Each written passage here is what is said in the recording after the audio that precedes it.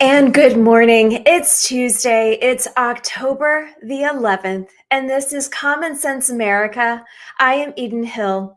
For all of those who are watching this morning on Facebook, on LinkedIn, on all the social channels, thank you for joining us this morning on this beautiful Tuesday morning. And for all of those who are tuning in on Defenders Live radio stream, thank you for also joining us. We are grateful for each and every one of you and your support. I continue to hear stories about how so many people are being impacted by the show, and I'm grateful. I'm grateful for the legacy that was set before me, the prayers of my grandparents, the prayers of my ancestors that have led me to this point for such a time as this. I am grateful. I don't know if any of you know this personal story, but it's interesting how journalism and broadcast journalism and communications has been threaded in my whole career. And I sit back and reflect on the weekends about what God has done in my career, surrounded me with amazing parents and family and a tribe of awesome women who just uplift and support me daily. But I also wanted to share with you briefly before we welcome our first guest to the show this morning, my grandfather's journey. Yes, he did serve in World War II, and he came home and he married my grandmother and had my father, my aunt, and my uncle. But during the 1950s and the polio epidemic, he got polio and was known as the polio pastor and was a quadriplegic. But not to tell you stories of woe and the stories of pain, he was a victor and he was a survivor. But the interesting thing is, I think about decades later how he served the community with his newspaper, how he served the community by typing with a pencil in his mouth and serving the community. And it's interesting to see that I may not be typing a newspaper, but I get to come to you each and every morning with the same talents and gifts that my grandfather had of faith, of family, and of freedom. And this morning and throughout this show, you are going to be hearing stories of women of faith, of those who have served our nation at the highest callings, of our veterans, of our military families, of our children, of the education, of those who are running for elected office, and of those who are currently serving, holding them accountable. So we have a jam-packed show for you today and going throughout the rest of the week. So if I may, I would love to share with you who we have this morning coming up. We do have Young Voices. They are a frequent guest to Common Sense America in the month that I have been on air. We have someone who's going to be talking with us about Elon Musk and the Twitter purchase and what is ahead for censorship and freedom of speech with the Twitter platform and social media as a whole. And then in the second half of the show, we're going to be doing a simulcast with Pastor Greg. He is a friend of our show. He is the host of Chosen Generation Radio, and we're going to be doing a simulcast at 9:30 a.m. this morning. And we're going to be talking about all things political, all news stories, everything's on the table this morning for our conversation. And so we look forward to that. Tomorrow, Wednesday, October the 12th, we will be bringing over the producer of the Real Anthony Fauci movie. That is Mr. Hayes himself. He is also a well-known producer in the industry. He did Fahrenheit 9/11 and a couple others you may recognize. He will be joining the show tomorrow, and we're going to be breaking it down in regards to the Real Anthony Fauci. And I know you are all familiar with the book that Robert F. Kennedy Jr. wrote on the Real Anthony Fauci. So we have him coming over to the show tomorrow. And then Thursday, we're going to be introduced to a new book author on my list, and his name is Brian Searcy. He's retired Air Force, and he's going to be talking about his new book, What is Next for Us in This Real New World. And then Friday, we are going to be talking with Family Research Council, Dr. Mark Harris, who's going to be talking with us about what is Christian nationalism and their event that they're actually having tomorrow at Cornerstone Baptist Church in Northern Virginia. It's a huge event with former Congresswoman Michelle Bachmann, Regent University. and Tony Perkins. But on that further note, we're going to head right over to our guest, who we're so grateful to have. You just joined the show. And in that, here we go with my countdown. I'm going to say this. We have 27 days until midterms. So, and we will be talking a little bit about midterms, but I am so grateful to bring over to the show Mr. James. Hello, sir. How are you? I'm doing great. Thanks for having me. Welcome to the show. Thank you so much for being here. Oh, totally my pleasure. Well, I've heard a lot about you. I've been studying up on you. I love watching all of your clips. I love your energy. I love what you bring to the table. And I want to get right down to it. We have 27 days left until midterms. And I'm curious for what your thoughts are as you are at Americans for Prosperity, which is a huge deal, also with Young Voices. And having read some of your articles and seeing some of your interviews, you're talking about Elon Musk, the Twitter buy. What does that look like with him and this process going through for the midterms? Let's start off with that.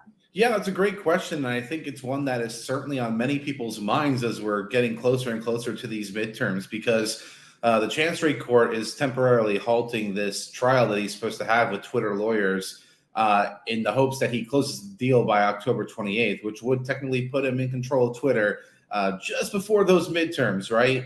So everybody's worried, at least on the left side of the aisle, with respect to what that means for content moderation. And I think that that's a little overblown. I don't really think that Elon Musk is going to be able to radically change Twitter in such a way that's going to have a massive impact on the midterms. It's way too early to go and actually put out those kinds of projections for what a Musk Twitter will look like. I think that it's neither going to be something that Democrats should be fearful of, nor do I think it's going to become some kind of like cesspool in that sense. I think that it won't be as like open perhaps as maybe some Republicans are hoping for, but I do think that it should, at least in theory, be better than the status quo that we have right now on Twitter.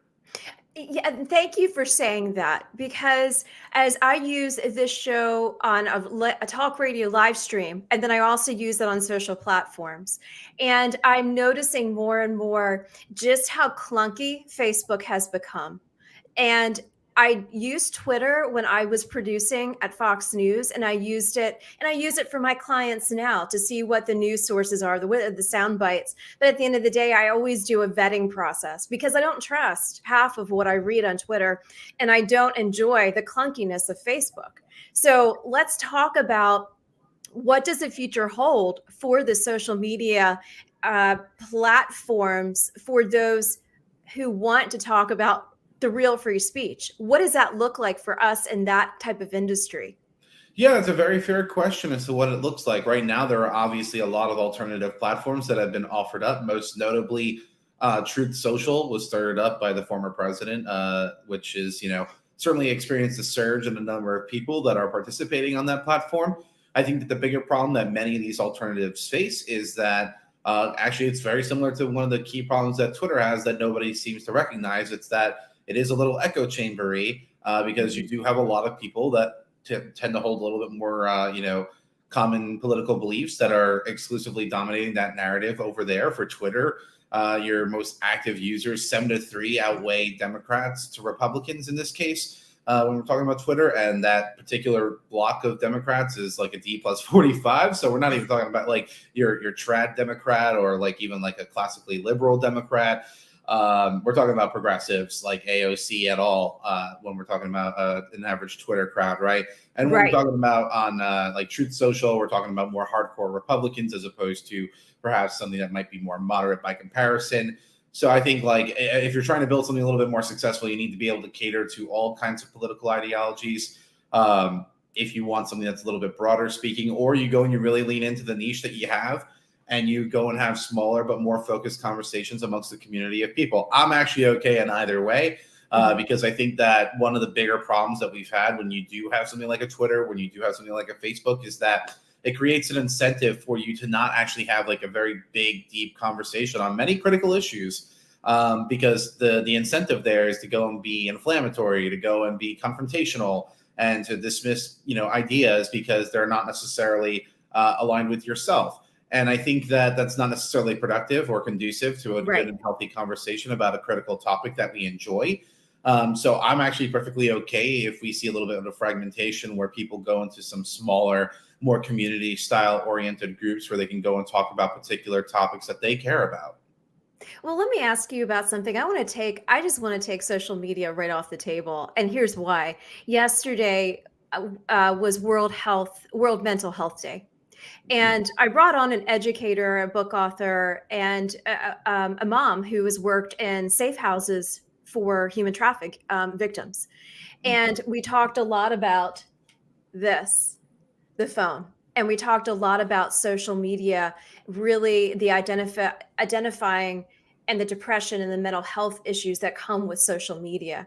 Mm. And so talk to me about this. And I hope I'm not putting you on the spot, but what would our world be right now if we didn't have to deal with the social media platforms? And as you talk more about the smaller communities and not having that necessarily those echo chambers, but bringing those smaller communities back together, is it possible with Musk leading the way with Twitter for a whole nother realm platform, if you will, Mm. that really engages community like it was really intended for? Yeah, those are all very good questions. And I would actually be a little sad in a world where we had no social media. As a millennial that grew up in a world that was increasingly getting digitalized, the internet was actually a massive boon for people like me. It was a great way to go and connect with folks all across the world and get to learn more about people and cultures outside the United States. It was actually a lot of really good stuff that came out of that equation there. Mhm. And honestly, I know that we're talking about mental health in children, and that there certainly is some data that goes and talks about negative impacts on children, but there are also lots of data that say that social media is a net benefit for people, particularly young men in some cases. So I think that it's like most things, it's neither black nor white. There's a lot that goes on there. Uh-huh. And the reason why I'm at least a little hesitant to go and accept the mental health stuff or addiction claims that come with social media is because I lived through the last world panic that happened on this, where it was all about video games and how Yeah. they cause violence or that they're causing Right. addiction in children. Mhm. And those claims were extraordinarily overly broad, and they were not actually proven to be effective. So I think that a lot more research needs to be done in this area, more broadly speaking. Undoubtedly, we certainly want to go and tackle mental health challenges, but to go and I think try to put sole blame at the feet of social media companies would also Mhm. be very incorrect in this instance here. I think that that's not a conducive conversation to be happening. I want to help kids go and tackle the problems that they're facing in Mhm. a very collaborative and very broad kind of approach that can go and get at some of those root causes that we're seeing driving mental health issues. No, thank you for that. I really appreciate you diving into that a little bit with me. I tend to dive in deep early on and having these topics because, they're at the very forefront, and social media is so much at the very forefront of our day to day. And, I wake up in the morning and I realize I go straight to social media and I'm like, I've got to switch that a little bit. I've got to start off with, and what's important to me is my faith. So I go straight to scripture first, and then I add social media a little bit later. But in that, let's talk a little bit more. What do you expect to see from Musk and Twitter? Do you think he really is setting the bar for others who are looking at the social media aspects? And I mentioned earlier the Facebook clunkiness. Of it's very difficult to navigate through Facebook versus going to LinkedIn. I do like LinkedIn a little bit. I prefer Mhm. LinkedIn a little bit more. So what do you see on the horizon with Musk taking these steps? Yeah, I think again another great question when we're looking at Musk and his impact here. It's ultimately what are the decisions that he's going to be making when it comes to what Musk Twitter looks like. I know that he's expressed a interest in wanting to tackle the bot situation, though. When we're looking at bots, it's actually a good symbol of like value in the company because they think that there's enough eyes that are looking at their content to go and create the bot account to begin with. So there certainly are some positives to the bots. So I think he might be overlooking. Mhm. And then part of it, I think the other main aspect that we have to see what it looks like ultimately is that he certainly is big on trying to figure out how to make Twitter more transparent in terms of its operating procedures. Mhm. And that could be certainly very interesting. And I know that it's the hard path for many people, But I actually like your approach where it's like, okay, like obviously I have Facebook for some things, I have Twitter for some things, I use LinkedIn Right. for other things, because each one's kind of catering to a different crowd and what you're looking for. Like Facebook, I mean, I don't really use it all that much. It certainly is the MySpace of the current internet, if you will, which, you know, sorry for them, I guess, but you know, it certainly does have its own unique challenges because it can't attract millennials and Gen Z to their platform in a profitable way. That is certainly a pretty big contributing factor for why they've lost so much value in the past year. So, you know, I think that that's why it's that much more important to go and find ways to connect people with your ideas across multiple platforms. So LinkedIn is actually a great way of doing it when we're talking about connecting with other professionals who are thought leaders that are thinking through many of these issues that you're talking about on your show here. And then I think the biggest thing that I'm looking forward to is seeing what the innovations of tomorrow in this space look like. So Elon Musk is just but one role, and I don't want him to necessarily be running Twitter per se. Like I would rather him go and hire people to go and execute his vision on it, because he's already doing the Lord's work with Starlink, with Tesla. And if we're stretching that genius brain of his across too many projects, I feel like, you know, some other work might suffer, and that might not be as good, in my opinion, even if he does want to go and save free speech on the internet. And that's certainly a noble goal. You know, so I think that that's certainly one part of it, but I'm also looking forward to looking at things in Web3 and blockchain and how what social media being further developed into that space might look. I think that that's actually one of the more promising things that's ultimately out there. Can you talk a little bit more about that? So if you could put it in layman's terms for me, and then also for our guests, what can you dig a little bit deeper into what that's going to look like? Yeah, I think to go back to some of my earlier commentary, what it's trying to achieve is a more localized social media experience, because what it's doing is it's aiming to go and produce more protocols over the platforms themselves, right? So you'd have a more nuanced experience, I think, on your social media. It would be a little bit more localized where you're interacting with a community of people. I think like it's a little bit of memey to suggest this, but like if you think about a subreddit community that you're interested in, like our politics, for example, like I think that that would be something that you would see more broadly speaking in a Web3 iteration of social media, where people are connecting on ideas that they want to talk about. And that can be very, I think, insightful, more broadly speaking, just because, again, like it's connecting people with things that they want to be talking about in an environment with people who want to be talking about it. And to be honest, at least on the political side, that's a pretty narrow margin of us as Americans. Like, I don't know about you, but I certainly do like seeing cute cat videos on my Instagram reels every so often. You know, and that certainly is 90% of people. I think that they don't want to think about politics. And that's actually pretty important. I think that politics, if let run amok, will go and kill a lot of really good things. So I think people having that space to go and vent about what they care about is certainly important, while they also have the ability to go and express themselves in other ways. And that's where I think Web3 can be really, really helpful in that respect, is that we can go and open up people to seeing new sides of themselves that they might not otherwise feel comfortable doing on the current social media landscape, because, you know, the blue checks on Twitter might come after you for being a Republican or something. I don't know, but I think that Web3 certainly is pretty promising. Yeah, no, I've been one of those people that was censored on a YouTube channel, and I was told, "Why don't you stay left of center?" I said, "No." I said, God did not call me to be left of center." I said, "I'm going to speak what I believe in until I fully get censored." And so I have run into that issue.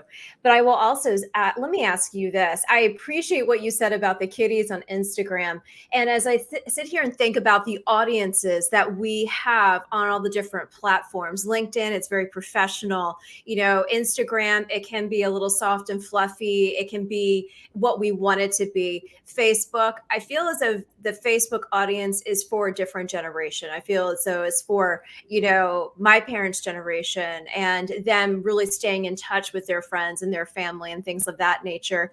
TikTok, I don't even engage. And, you know, I sat there and thought about TikTok and how it's such an influence on teenagers and young kids. Can you talk at all a little bit about TikTok and what other types are in that space that we need to kind of gravitate? Because we have all the different audiences and all the different platforms. But at the end of the day, if we don't want to be around politics, because we hear it all the time, especially in our industry, and we just want a brain relaxation, reflection type thing, and we have kids in the house, or if we're mentoring kids, how do we understand what TikTok is doing, and how do we kind of put up protection mechanisms? Because I've heard different things about that.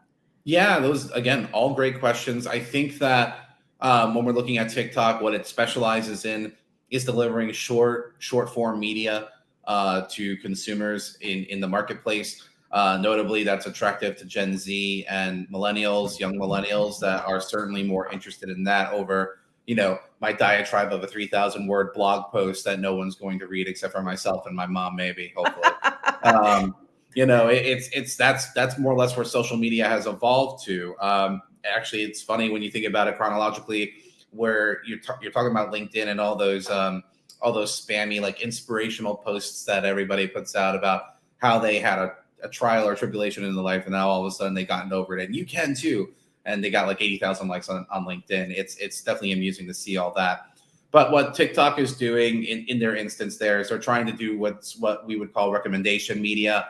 It's looking at, what kinds of short form content are you looking at, and connecting you with that, more of that kind of content, more broadly speaking, which is why a lot of young kids like it so much. It's because, if I'm looking at a bunch of kiddie TikTok reels, then I'm going to get a lot of, algorithmically speaking, they're going to target me with a lot of kiddie TikTok reels, Right. which I'm not necessarily complaining about. I don't want to see Ed Markey going and doing TikToks or something because I'm not really interested in a socialist, senator from Massachusetts and what he has to say on a short form media clip. And that's Yes. like the nice positive that TikTok gives to its users. Obviously, it has other challenges that it's faced with, being a Chinese-owned company. Yes. Yes. And I'm certainly not comfortable with that. I too do not use the TikTok because of those privacy concerns.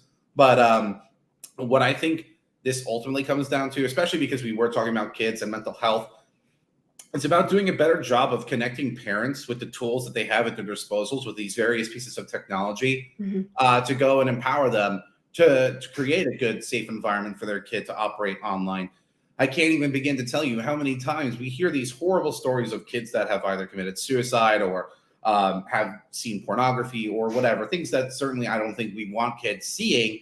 But it's mostly, it's no surprise that if we're not doing any kind of control or any kind of filtering stuff on the front end in preparing those devices before giving them to our children, that, these kinds of things happen where they're exposed to this. There are so many kids that are under the age of 13 that are getting onto some of these platforms because the parents don't necessarily know any better. Right. I don't necessarily know what the right response is in terms of understanding what the apps are themselves. But I do think, like, for example, with their latest iOS update, Apple is taking the parental controls features and putting them prominently, from my understanding, within the new settings that they have out there. So that way parents can better understand how to set up their devices accordingly. There are other applications out there that can control, internet use times and certain kinds of blocking features on the ISP. So that way those phones can't necessarily find that kind of content if that's what you're looking for.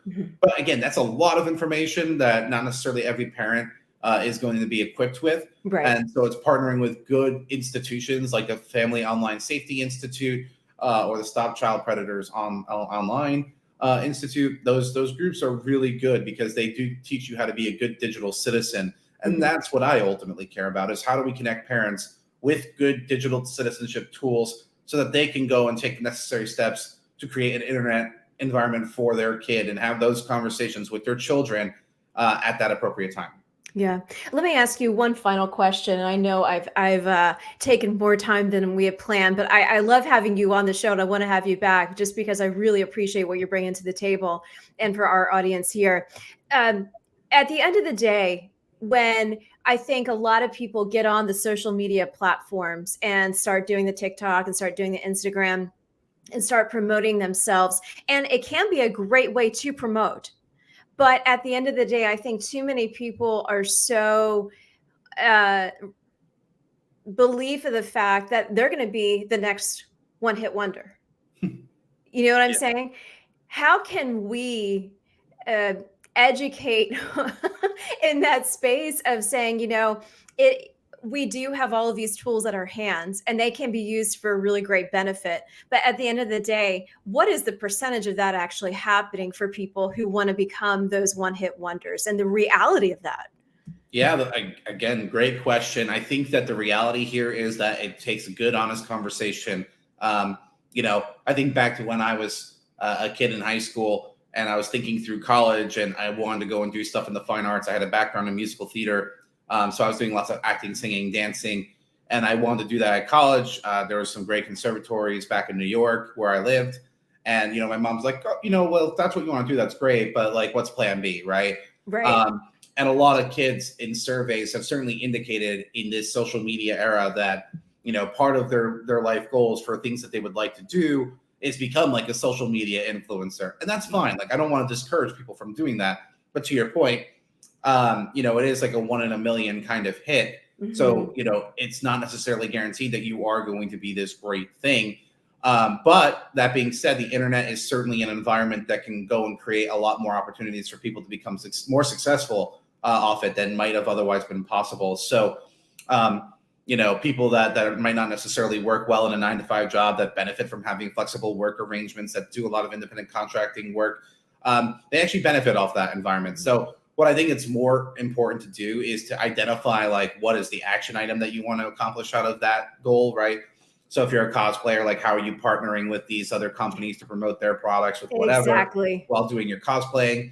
If you're a YouTuber, what's your niche? What are you going to be covering and building your channel on that kind of stuff? So I think that there certainly are pathways to getting it done, but you just have to have a very level-headed and real conversation about what those expectations are. Yes. And, depending on what you're looking for out of life and what your comforts are and what your needs are, to have that backup plan, because, it's not exactly easy living and thriving as a content creator in this world, as everybody knows, I think. So, I think that there's a lot of great conversations that need to be had there, but certainly a lot of pragmatism is needed. Yes, most definitely. On that final note, where can we find you? I'm following you on Twitter, but where is the best way to find you, follow you, and keep up to date on your next articles and interviews?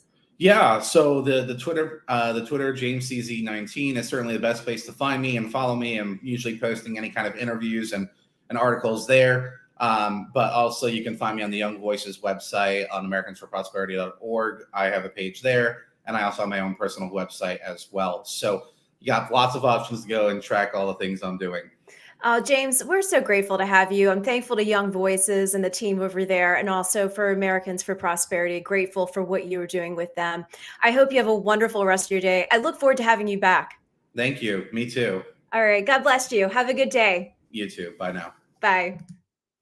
And for all of those who are tuning in, this is Common Sense America. I am Eden Hill, and we have had just a great and informational interview with James, who's with Young Voices and also Americans for Prosperity, breaking it down, social media, breaking it down with Elon Musk buying Twitter, also what it looks like for mental health for children, for education, what it looks like for the next generation, and what it looks like for all the different audiences that we serve in social media, whether it's Facebook, whether it is LinkedIn, whether it is YouTube, TikTok, Twitter, or Instagram.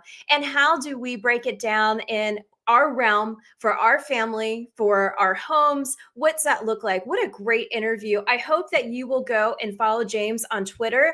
And he is very, just absolutely amazing. You can find him twitter.com at, let's see, James CZ19, James CZ19, best way to find him. I'm looking at his Twitter account, and you can see all the great articles he's posted, a lot of the work that he has done. I look forward to having him back. Grateful for Young Voices and their continued work with Common Sense America.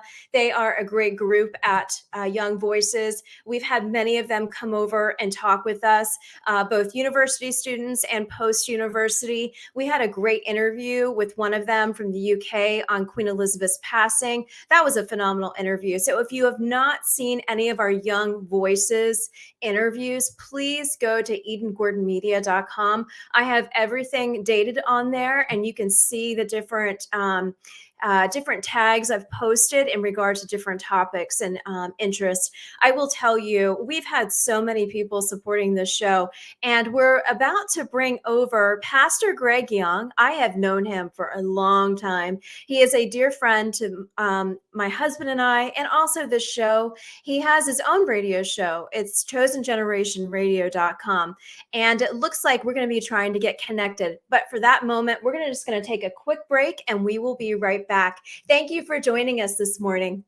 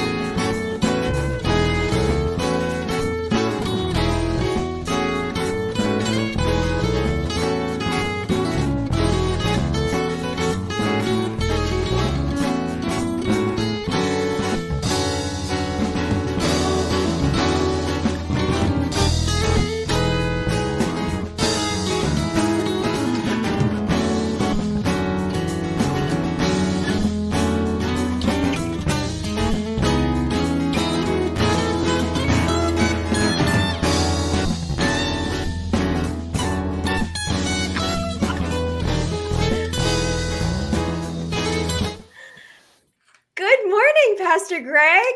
Good morning. Good morning. Good morning. It's so good to be with you. Hang on one second. Let me jump you into my program here.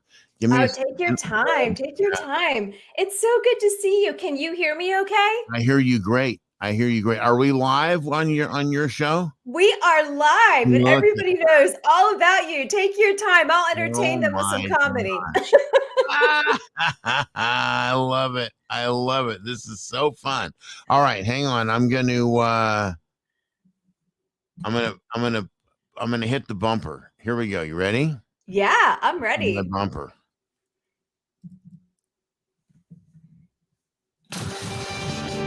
Now, back to Chosen Generation with your host, Pastor Greg. And don't forget, you can get more Chosen Generation at www.chosengenerationradio.com. And welcome back to Chosen Generation Radio, where no topic is off limits and everything is filtered through biblical glasses. And I am so excited. This is just so cool. We are joining Eden Gordon on Common Sense with chosengenerationradio.com and our audience, and we are just absolutely thrilled to be able to do this. So, hey, hi, Eden. Great to be with you. Hey, good morning. Good morning, Pastor Greg. I was just telling our audience here at Common Sense America about how long we've known each other, about your radio show, all the support you have given me with all the different clients I've represented. And then I called you last week and said, hey, I got a radio show. And you said, great, let's cross-pollinate. Let's get this out there. Let's go. Absolutely. Well, this is a part of what we should be doing as like-minded conservative Christians. Yes. We should be supporting one another, encouraging one another, joining forces. Yeah.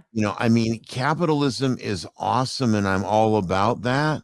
Mm-hmm. But sometimes too, it goes to the place of it's like everybody's building their own little fiefdom. Look, you've got a message and you've got a unique way of presenting you and who Eden is. And there is an audience that is just going to fall in love with that.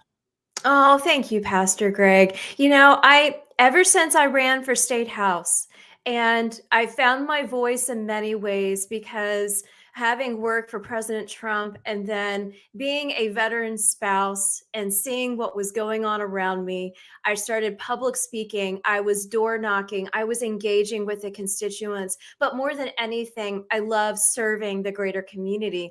And I realized through much prayer and a lot of my tribe of Bible study ladies surrounding me saying, you have got to start, you continue to expose things on the campaign trail, continue to expose it through radio and through your podcast. And I have fallen in love with the audience that has supported me. I'm grateful for them.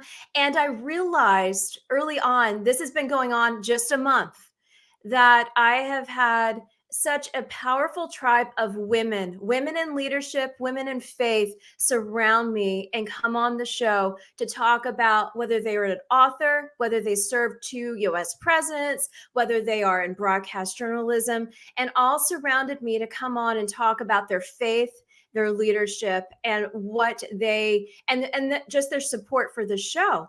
But in that, Pastor Greg, people like you, people of faith coming alongside of me to really talk about what is important to me. As you see behind me, I have the flag, I have Rosie the Riveter, and I have my husband's military service. And I'm all about God, family, and country, which really lines up with your show as well in many ways.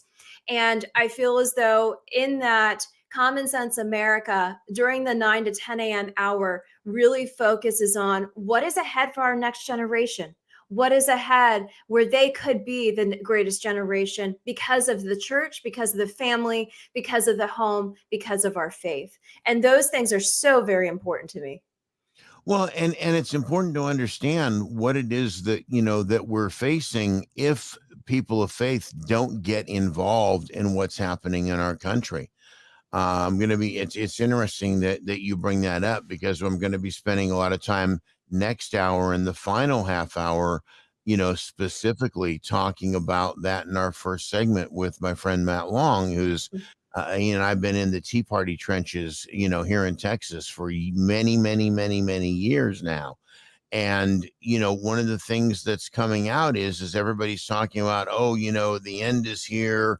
Look at all the signs that are happening, so on and so on and so on. And so that means we should just all sit back and not get engaged and not get involved, because, Jesus is going to come back and die on the cross again. I mean, if you really listen to what they're saying, it's as though he's going to have to sacrifice himself again, because the first time wasn't enough.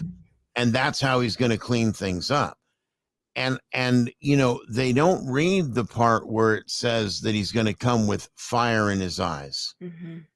They don't read the part where it says that he's on the white horse and he's doing warfare against those that are practicing wickedness.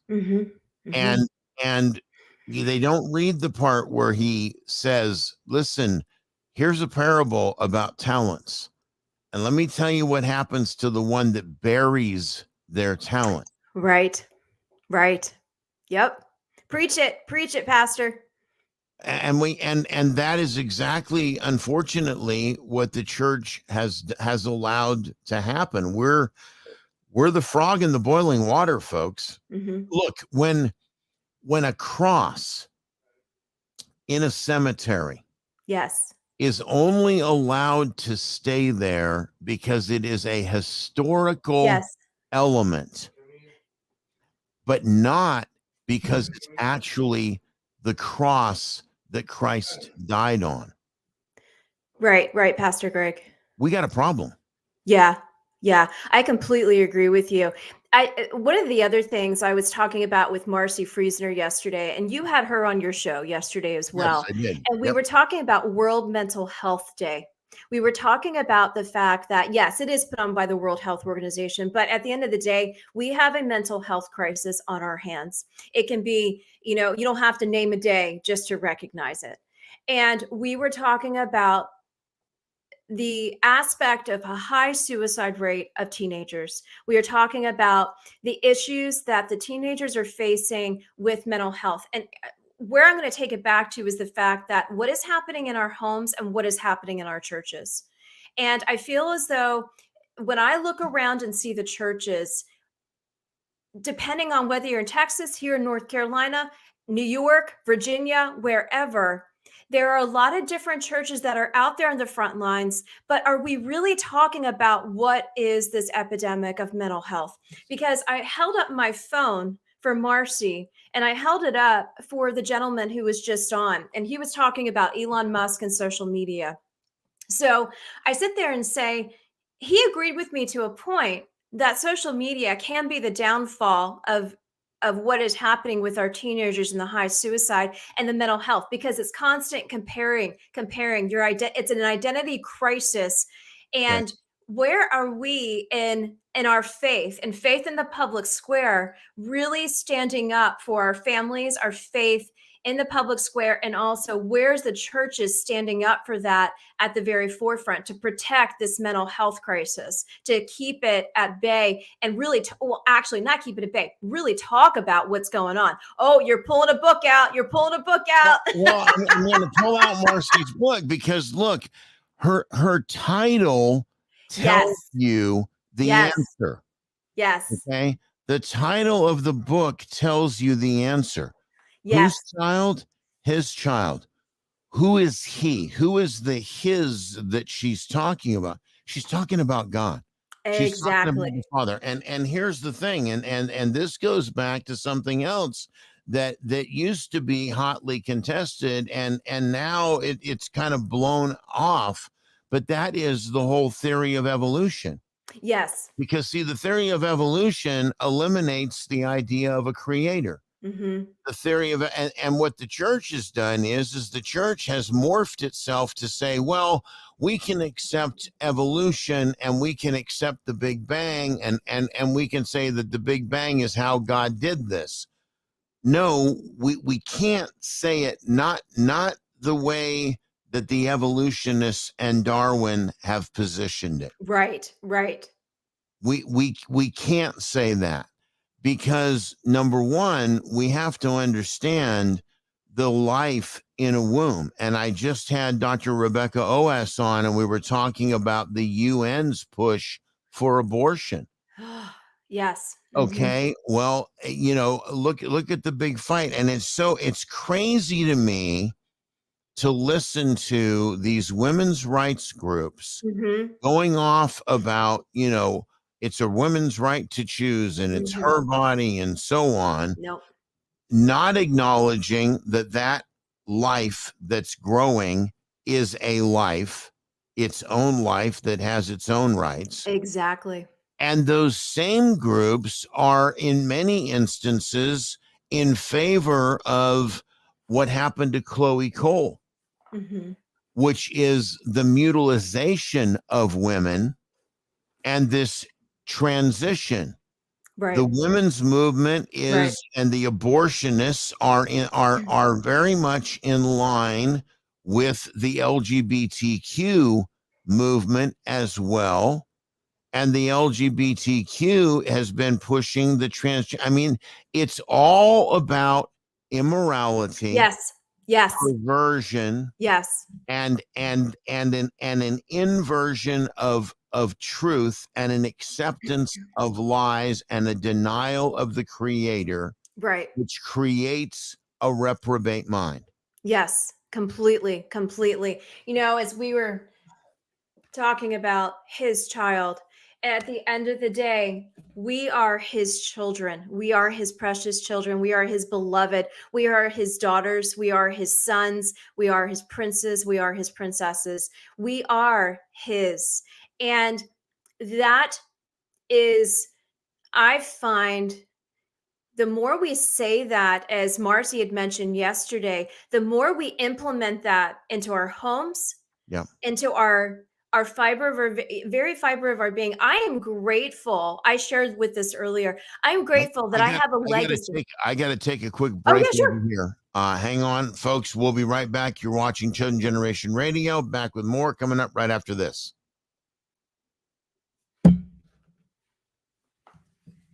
I have to go into those hard breaks. You look fabulous, by the way. Thank you. Thank you very much. Yeah. I'm look. That's wonderful. Yeah. Now I don't know, how much did you tell your audience about all that?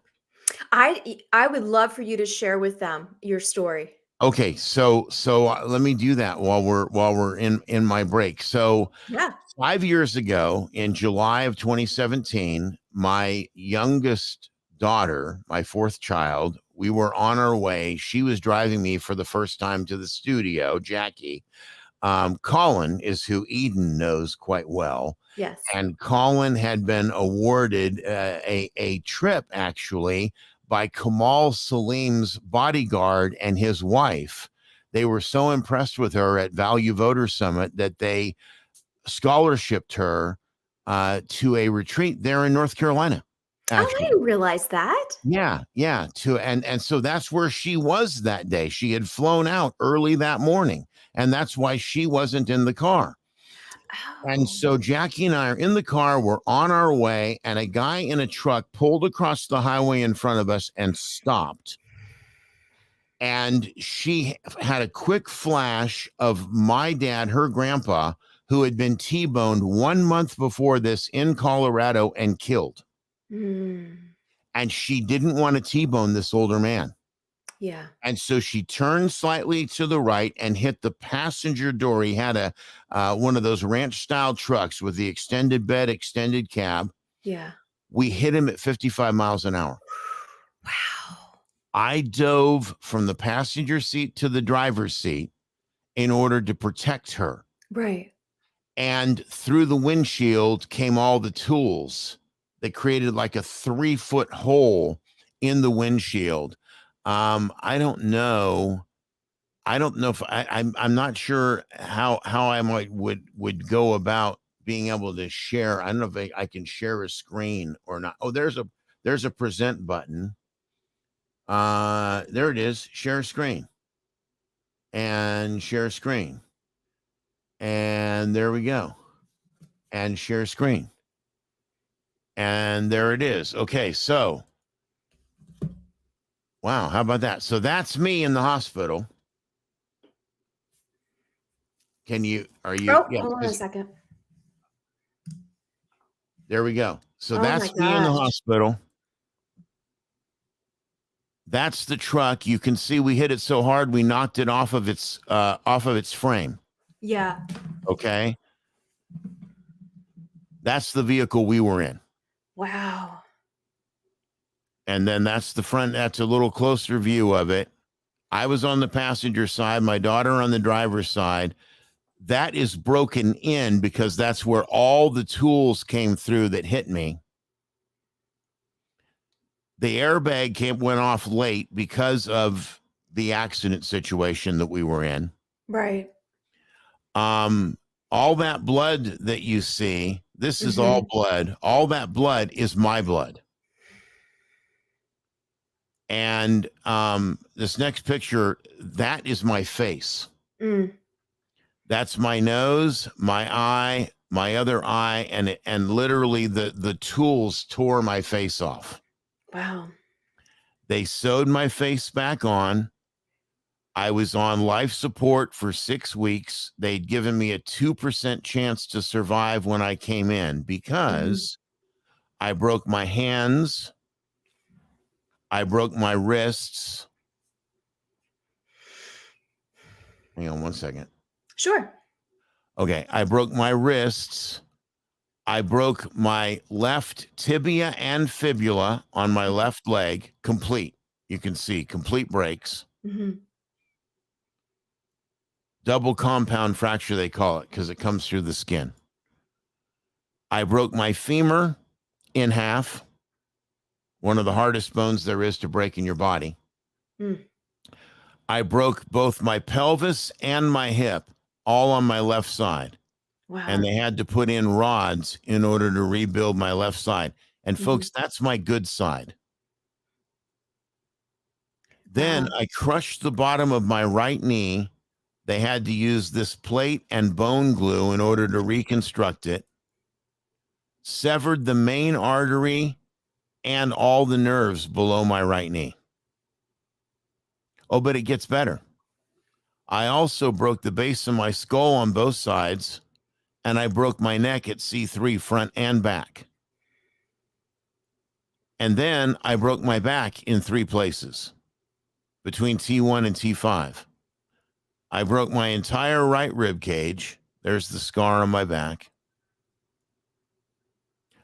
This is the halos where they had to put screws in.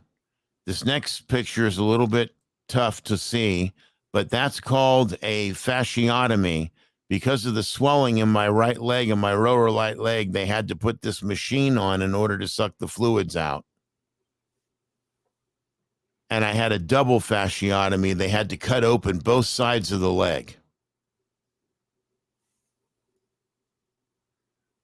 And so there I was for 6 weeks. I died 4 times, once at the scene, and then 3 more times during all the surgeries. And this is in my recovery. This is the first time that I ever sat up. I had a tracheotomy as well. Mm-hmm. You're quite the victor, Pastor Greg.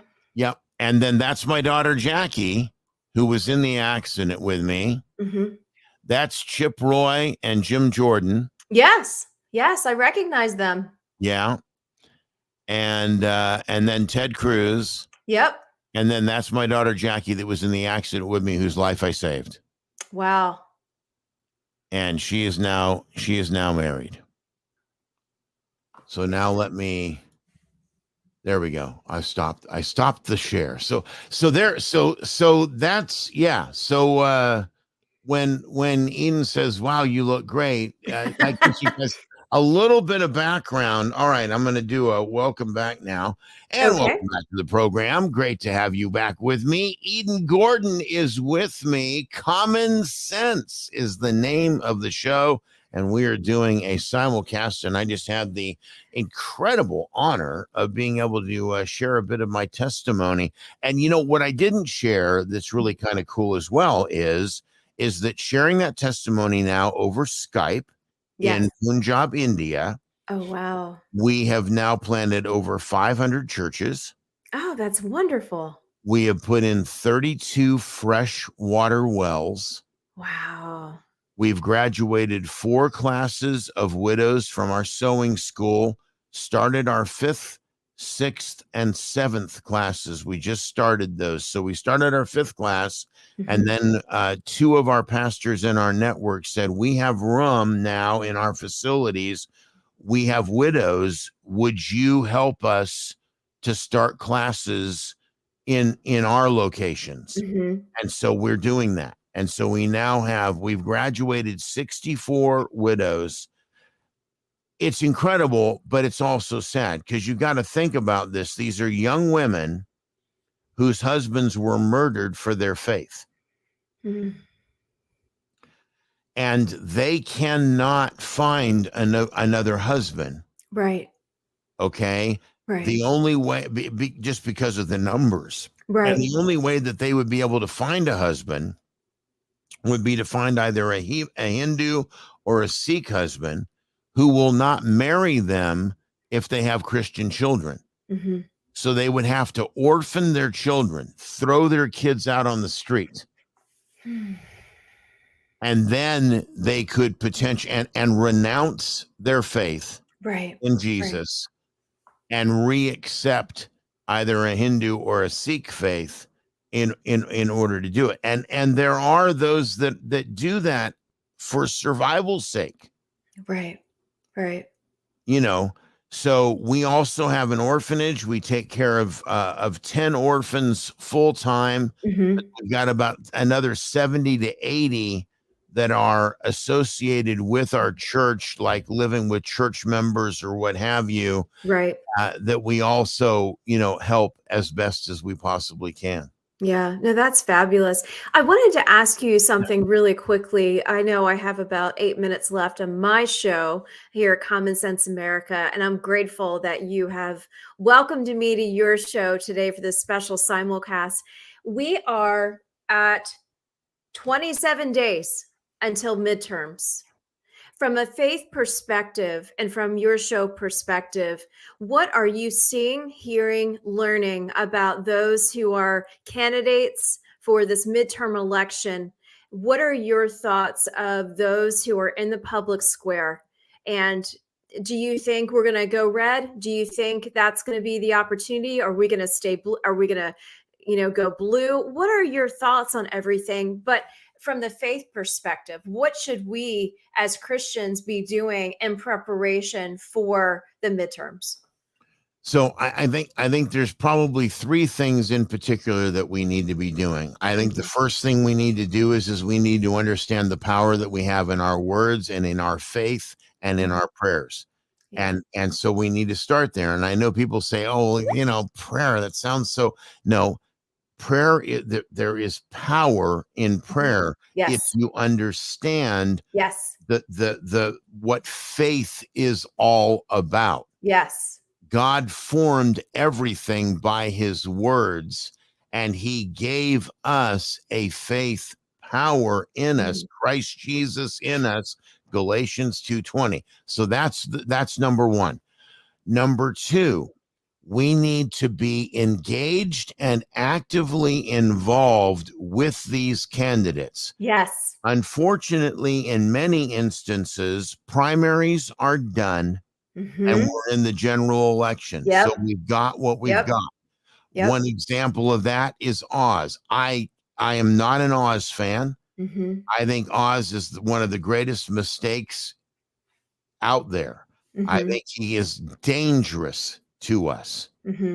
However, I also think that we, the people, have an obligation then to be putting pressure on him. He has said he is in favor of sodomy. We need to tell him that sodomy is not a principle of the Republican Party, and it's certainly not a principle of people of faith. Right. We need to make sure that we hold him accountable when it comes to life, because we believe in life and life conception. Yes. He has waffled on that, and we need to hold him accountable for that. And we need to make sure that he understands that he'll be held accountable for that. Is Fetterman an option? No, not an option at all. But we better understand what we're getting with Oz, and we better hold him accountable. Yes. We need to support Carrie Lake down in Arizona. We need to make sure that she gets over the finish line. We need to support Mark Kelly's opponent down there. Yes. And help get them over the finish line, because we have an opportunity in Arizona to take control of the Senate down there, and we need to make sure that happens. Yes. We have several other races around the country. We have the Herschel Walker race, as an example. We need to make sure that we push Herschel over the line. We can't afford to have Ralph Warnke or however you say his last name. We can't afford to have that guy back in the Senate again. We just plain can't afford that. Right. So there are opportunities around the country. And then the final thing we need to understand is that the election is not the end. Right. The election is the beginning. Yes. Faith without works is dead. Yes. We, the people, must understand who we are. Powers are given to states and to the federal government by the people. Yes. All of the rights, hear me, all of the rights are reserved to the people. Yes. The rights belong to us. Read the 9th Amendment. Read the 10th Amendment. Rights belong to the people. Powers are given to the federal government and the state by we, the people. Romans 13 is taught incorrectly in the church, and it needs to stop. It needs to stop, because in America, we're the leadership that God appointed, not those that we elect. Exactly. I have about 2 minutes left. Do you have any final words for my people at Common Sense America, as we've been joined by Pastor Greg Young with Chosen Generation Radio? Any final words for my amazing audience? You know what? What I would encourage you is stay tuned. I've known Eden for a number of years, I know the people that she's connected to. I know the people that she is in relationship with, and I know how important her message and her voice is. And we need women of faith engaged and involved in what's taking place in our country. It's critically important. The Azusa Street revival would not have happened if it had not been for women getting on their knees and seeking the face of God and pursuing after him, and the move of God that took place as a result. Mama's prayers make a big difference. That was one of the things that God showed me, and I told this actually to Paula White when she came on my program, Yes. that Yes. it was the prayers of President Trump's mom that changed his life in late September of 2016. No doubt. For such a time as this. Absolutely. God Absolutely. bless you, Pastor Greg. I know you got to get going. Thank you. Oh, thank you. This has been fun. We're going to do this again. Okay. Absolutely do I'll this see you again. soon. Take Okay. care. God bless you, folks. Take care. Bye-bye now. Bye. And for all of those who have been tuning in, this is Common Sense America. I am Eden Hill. Thank you so much for joining us today. It is Tuesday, October the 11th. Tomorrow, we will have the real Anthony Fauci, movie producer, and we will also be talking to another guest from Young Voices on the interest rates and the Fed and what is going on with our dollars and our cents in our pockets, or rather not in our pockets. So for such a time as this, put on that full armor of God. It's time to get to work, people. Educate, connect, empower, and most importantly, pray for our nation. We will see you tomorrow. God bless you all.